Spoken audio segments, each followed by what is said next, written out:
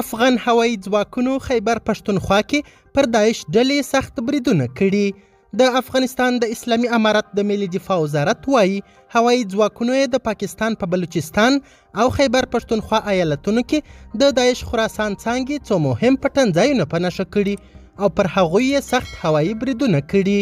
تېره شپه د لوی الله جل جلاله په نصرت د دفاع وزارت هوایي ځواک د پاکستان د بلوچستان او خیبر پښتونخوا په ځینو سیمو کې د ساعین بالفساد او نورو ورانکارو عناصرو هغه مرکزونه په نښه کړل چې د افغانستان پر ضد ترې بریدونه پلانېدل او په تیر کې هم په یو شمېر خونړیو بریدونو کې لاس درلود.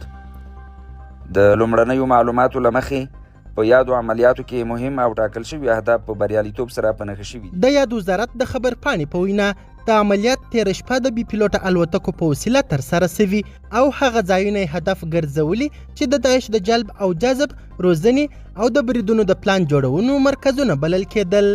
په بلوچستان کې د کلای عبدالله ولسوالۍ د ګلستان سیمه او د چاغي ولسوالۍ د شکر آب سیمه تر برید لاندې راغلې ده.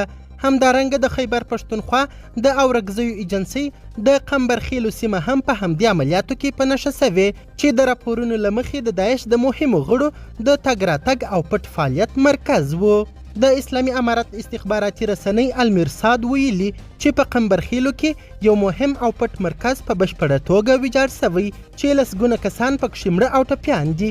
تر دې وړاندې هم په خیبر پښتونخوا کې د داعش ګڼ مهم مرکزونه د ډرون بریدونو هدف ګرځېدلي چې پکې د داعش ډلې لوړپوړي مشران او ګڼ شمېر جنګیالي له منځه تللي وه.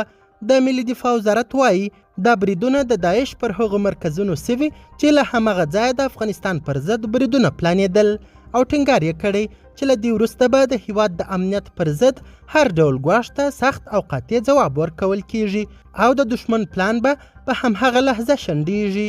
قدرمنو لیدونکو د ویډیو له کتلو مو نړۍ مننه.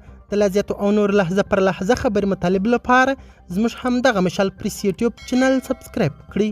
تر بیا او بلې ویډیو ښه وخت ښې چارې د الله په امان.